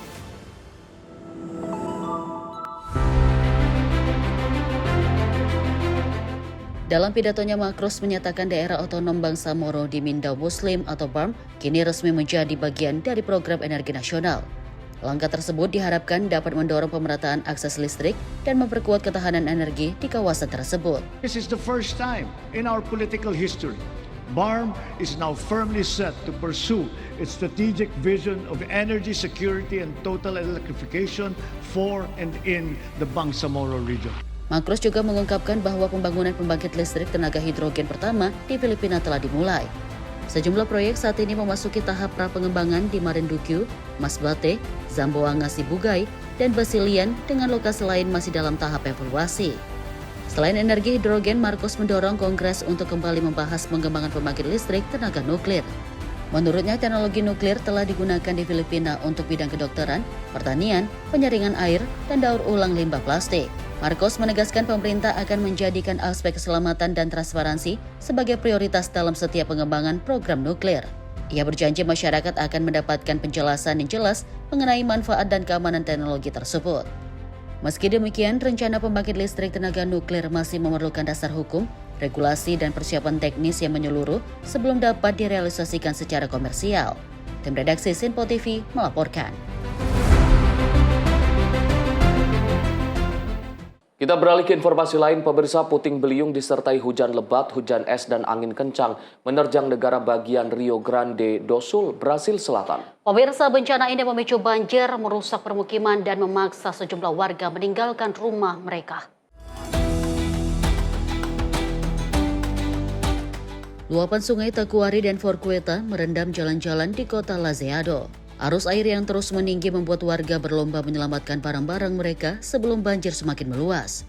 Pusat Pemantauan Pertahanan Sipil Rio Grande do Sul melaporkan, puting beliung menerjang sejumlah wilayah pedesaan termasuk Girua, 7 de Setembro, Lajeado, dan Senador Salgado Filho. Fenomena ini terjadi sekitar pukul 6:25 sore waktu setempat.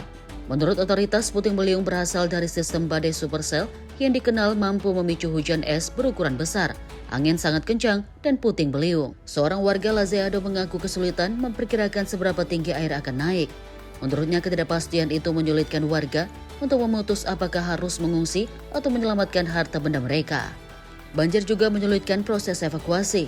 Keterbatasan truk pengangkut membuat banyak keluarga tidak dapat memindahkan barang-barang mereka dengan cepat. Sebagian warga terpaksa mengungsi ke tempat penampungan sementara atau menumpang di rumah kerabat. Hingga kini otoritas masih melakukan pemantauan, penyaluran bantuan, serta pendataan kerusakan di wilayah terdampak. Bencana terbaru ini kembali membangkitkan ingatan warga akan banjir besar yang melanda Rio Grande do Sul pada tahun 2023 dan 2024. Saat itu curah hujan ekstrim menyebabkan sungai meluap, memicu longsor, memaksa evakuasi besar-besaran, serta menimbulkan kerusakan luas di kawasan perkotaan dan pedesaan. Tim redaksi Sinpo TV melaporkan. Sementara itu, pemirsa, angin kencang dengan kecepatan mencapai 100 km per jam menerjang wilayah selatan dan tenggara Brasil. Cuaca ekstrim tersebut menyebabkan 5 orang meninggal dunia serta menimbulkan kerusakan yang luas di sejumlah kota.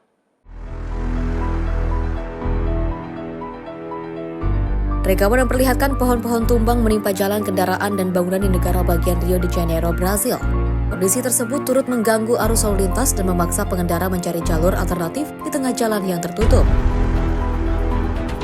Badan Meteorologi Nasional Brasil menyatakan cuaca buruk dipicu oleh front dingin yang mulai terbentuk di Rio Grande do Sul pada Selasa malam. Sistem cuaca ini kemudian bergerak ke Sao Paulo dan juga Rio de Janeiro, membawa angin kencang ke kawasan padat penduduk. Otoritas setempat melaporkan banyak pohon dan tiang listrik tumbang serta kerusakan infrastruktur di sejumlah kota termasuk Angra dos Reis, Niterói, Cabo Frio, dan juga Paraty. Gangguan juga terjadi pada layanan transportasi dan pasokan listrik. Di kawasan pesisir, angin kencang memicu gelombang besar yang menerjang pantai. Sejumlah warung dan fasilitas tepi pantai mengalami kerusakan sementara pengunjung berlari menyelamatkan diri dan peralatan mereka. Por volta de 4h30, a gente identificou as fortes ventos aqui na região. O Centro de Operações comunicou desse vento e aí a gente já partiu para as ruas para identificar possíveis danos que poderiam causar por conta desse vento forte. A onda veio até mais para cá um pouquinho por causa desse vento e foi muita cadeira para ser resgatada dentro da onda já, dentro da praia. Muito prejuízo para muitos barraqueiros aí, porque o pessoal saiu correndo, pensando que tem até arrastão, né? Presiden Brasil Luiz Inácio Lula da Silva menyatakan pemerintah pusat berkoordinasi dengan pemerintah daerah untuk menangani dampak bencana. Pemerintah juga mengaktifkan satuan krisis yang melibatkan 24 kementerian untuk mempercepat penanganan di wilayah terdampak. Berdasarkan data terbaru, 2 orang meninggal dunia akibat tembok yang roboh di Rio de Janeiro. Sementara 3 korban lainnya meninggal di Sao Paulo dan 2 diantaranya tertimpa pohon tumbang dan 1 nelayan tewas setelah perahunya tenggelam di tengah gelombang besar. Tim redaksi Simpo TV melaporkan. Kita beralih ke informasi lain, pemirsa. Seorang nelayan sekaligus influencer di Filipina menjadi sorotan setelah seekor gurita yang baru ditangkap menempel di wajahnya. Aksi tersebut tak terduga itu terekam dalam video dan menjadi viral di media sosial. Rekaman memperlihatkan Clarence Cheta mula berusaha melepaskan tentakel gurita yang melilit wajahnya. Namun setelah satu tentakel berhasil dilepaskan, tentakel lain kembali mengayun dan mengenai wajahnya. Setelah berjuang selama beberapa saat, Tamula akhirnya berhasil menyelamatkan gurita tersebut. Insiden ini mengundang beragam reaksi warganet dan ditonton luas di beragam platform media sosial. Menggigit gurita merupakan salah satu cara tradisional yang digunakan nelayan untuk mematikan hewan tersebut dengan menargetkan pusat saraf di antara kedua matanya. Namun metode ini masih menjadi perdebatan etis. Sejumlah aktivis sejahtera hewan menilai penggunaan pisau atau tombak yang menembus bagian kepala dianggap lebih cepat dan lebih manusiawi dibandingkan metode tradisional tersebut. Tim redaksi Simpo TV melaporkan. Malam yang biasanya tenang di pesisir Argentina berubah menjadi pemandangan yang sulit dilupakan. Ratusan warga dan wisatawan menyaksikan munculnya bulan purnama dari Cakrawala bersama kawanan paus sikat selatan yang muncul hanya beberapa meter dari tepi pantai.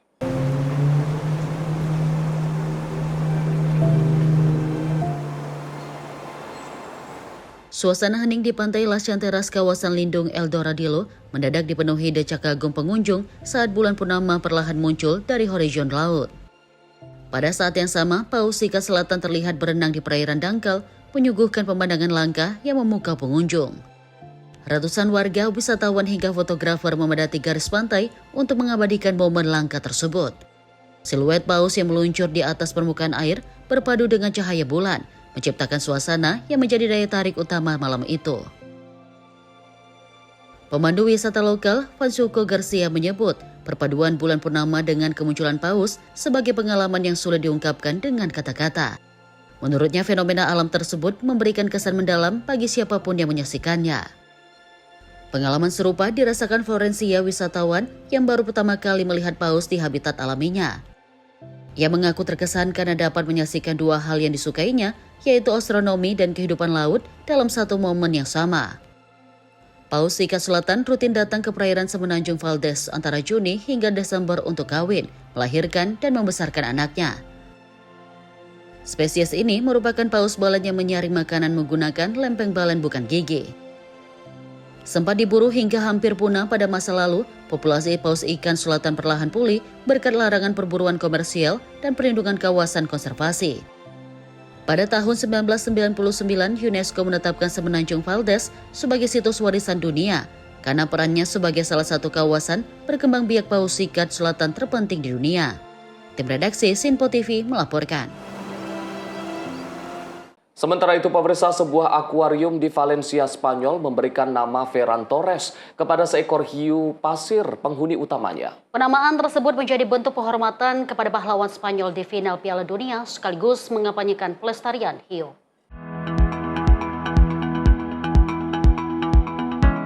Hiu pasir sepanjang 2 meter itu kini menjadi salah satu daya tarik utama di Oceanographic Valencia. Pengunjung terlihat memadati terowongan akuarium untuk menyaksikan hiu yang diberi nama sama dengan penyerang timnas Spanyol tersebut. Ferran Torres dikenal dengan julukan El Tiburon atau si hiu, berkat gaya bermainnya yang agresif dan tak kenal lelah. Julukan itulah yang menginspirasi pihak akuarium untuk memberikan namanya kepada hiu pasir tersebut. Selain menjadi bintang sepak bola, Ferran Torres juga pernah menjadi duta Oceanographic Foundation dalam berbagai program pelestarian satwa laut. Pues empezamos con la idea de llamar a uno de nuestros tiburones Ferran, porque en el año 2024 y 2025 Ferran fue embajador de la Fundación Oceanographic. Y a él le apodan el tiburón deportivamente y además yo misma tuve la oportunidad de conocerle, de enseñarle el acuario de tiburones y me pareció un chaval muy interesado por los animales, un gran amante de los tiburones, preguntaba muchísimo sobre cómo los cuidamos, sobre las amenazas que tienen en el océano, sobre los proyectos de conservación que hacemos en la Fundación Oceanographic. Entonces ahí surgió un poco ya la idea. Pihak akuarium berharap penamaan ini dapat meningkatkan kepedulian masyarakat terhadap pelestarian hiu pasir yang saat ini berstatus terancam punah akibat penangkapan berlebihan dan kerusakan habitat. Tim redaksi Sinpo TV melaporkan. Suasana duka menyelimuti Baghdad, Irak. Ratusan warga mengantarkan jenazah anggota pasukan mobilitas rakyat atau Popular Mobilization Force yang gugur dalam serangan gabungan Amerika Serikat dan Arab Saudi. Iring-iringan peti jenazah berbalut bendera memenuhi jalanan Baghdad. Tangis dan lantunan duka mengiringi prosesi pemakaman anggota Popular Mobilization Force atau PMF yang menjadi korban serangan di sejumlah wilayah Irak. Ambulans membawa jenazah ke lokasi pemakaman, sementara ratusan pelayat mengantarkan para korban ke tempat peristirahatan terakhir. Sheikh Abbas Al-Tulabawi dari Departemen Bimbingan Ideologi PMF mengkritik pemerintah Irak yang dinilai gagal melindungi negara dan rakyatnya dari serangan tersebut. PMF menyatakan serangan menghantam sejumlah posisi mereka di berbagai provinsi. Dalam data sementara, sedikitnya 20 anggota dilaporkan tewas, sementara 32 orang lainnya mengalami luka-luka. أين التسليح؟ أين حماية أبنائنا؟ أين حماية شعبنا؟ أين حماية سيادة بلدنا؟ هذا البلد الذي يوميا يخترق. أين هذه الحماية؟ هذه الأسئلة كلها نوجهها إلى الحكومة العراقية. أين حماية أبنائنا؟ اليوم وكل يوم نزف نخبة من أبنائنا وشبابنا فلذات أكبادنا. إلى أين تصلون؟ إلى أين تصلون؟ فهذا فقط نستنكر ونستنجب هذا العمل الإجرامي الذي طال شبابنا الآمنين المطمئنين، لكن السؤال الذي يطرح نفسه أين الحكومة العراقية من كل ذلك؟ Komando Pusat Militer Amerika Serikat atau CENTCOM menyatakan pasukan Amerika Serikat dan Arab Saudi melancarkan serangan presisi ke lokasi logistik dan gudang senjata yang diklaim digunakan kelompok bersenjata yang bersekutu dengan Iran di Irak Timur. CENTCOM menyebut kelompok tersebut diarahkan oleh Korps Garda Revolusi Islam Iran untuk menyerang pasukan Amerika Serikat serta fasilitas energi milik Arab Saudi. Pemerintah Arab Saudi mengatakan serangan dilakukan setelah sistem pertahanan udaranya mencegat sejumlah drone yang menargetkan fasilitas minyak dalam 2 hari terakhir. Riyadh menegaskan tidak menginginkan eskalasi, namun akan merespons setiap serangan lanjutan. Menyikapi situasi tersebut, Dewan Keamanan Nasional Irak menggelar rapat darurat dan menyetujui rencana pengamanan nasional. Pemerintah Irak juga berjanji mencegah pihak manapun menggunakan wilayah Irak untuk mengancam negara-negara tetangga. Tim redaksi Sinpo TV melaporkan.